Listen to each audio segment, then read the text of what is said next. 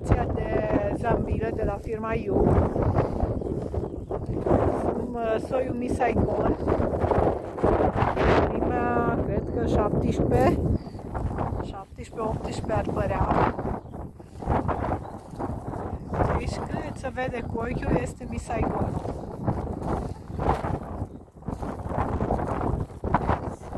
Superb, superb, superb.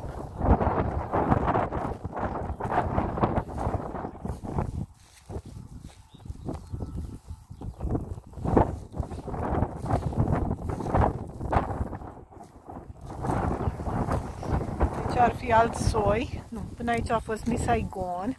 Aici începe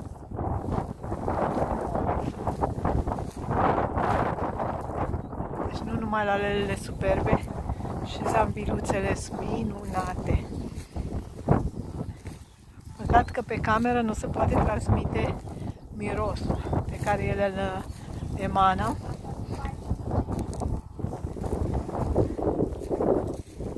Tot curățenie și îngrijit maxim. Felicitările mele olandezilor că chiar își dau interesul să facă treabă bună. Ce e aici, fondantul?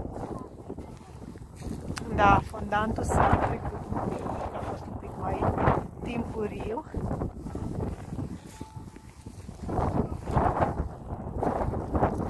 Superb. Și aici vântul nu prea ne lasă să ne facem poze așa frumoase, dar lucrează destul de bine, să zic așa. Dar am vrut să vă transmit frumusețea acestor locuri,